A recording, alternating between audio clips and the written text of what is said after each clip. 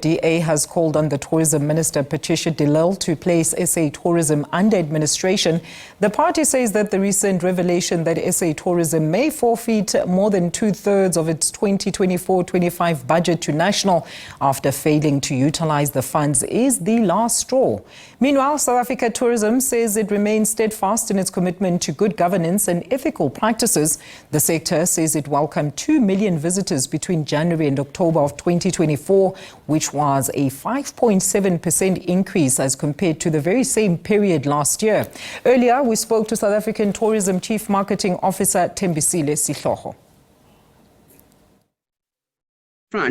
We are currently at 72% of our spend as of December 2024, which really translates to about 24% per quarter on average that we spent. And we are left with about 28% to spend in this last quarter, noting that this is the last quarter of the year as we close in March. So we're well on track. And I mean, you've just quoted the tourism numbers and also alluding to what the president stated in his first release of a newsletter, the importance of tourism to our economy. We have seen growth from January to October of 7.2 million visitors coming to South Africa, which is a 5.7% increase versus prior year.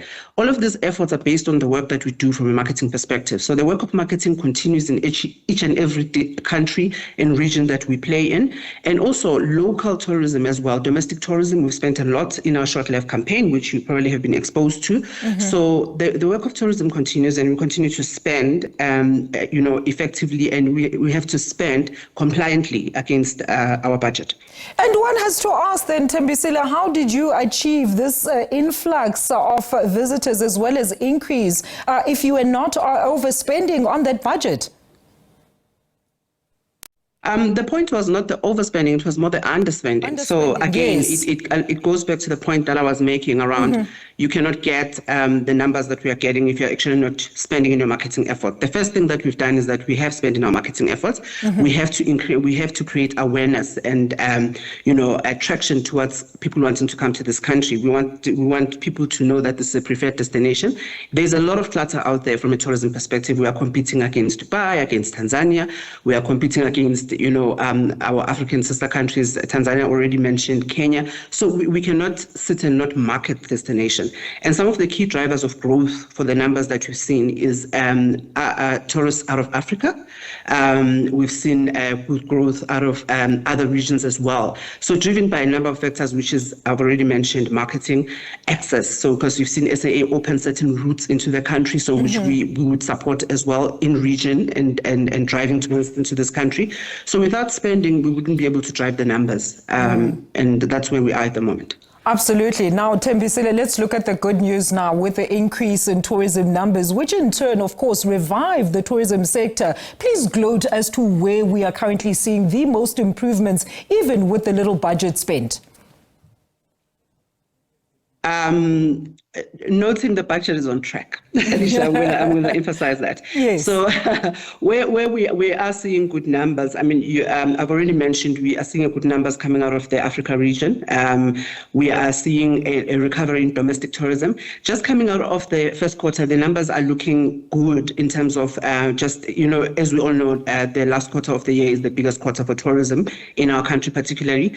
KZN, for example, was going through a huge recovery. So KZN didn't just have a recovery out of COVID. We've had floods. We've had all sorts of challenges that we have that impact our ecosystem from a tourism perspective. They've seen over 1.3 million visitors over the festive season. So those are the kind of good recoveries. And we're seeing capacity within our tourism establishment was, it was better than expected and exceeding what they had planned to have in all the regions. Cape Town doing very well. Mpumalanga doing very well. So most of the regions have really performed well over that period. So so just looking forward. And another thing that that's key in terms of driving tourism for us is meetings and events. We've seen amazing events happening in this country, so which impact tourism. For people who have to come and watch Chris Brown, for example, they're going to have to need an establishment to sleep in. So it is quite an important part of our segment. And if you've seen in our report, we've shown that we are projecting a 616 million contribution from just meetings and events coming out of the sector towards 2029. So we've had a really good conclude Africa Travel Indaba. We're going into Meetings Africa now at the end of February, which is on the 24th and 26th of February. So meetings are quite important. So driving companies and businesses to actually have their meetings in South Africa, because we have the infrastructure, we have the facilities, so the people can come here. We are capable of hosting great events, and you can see from the events we've hosted in December in itself.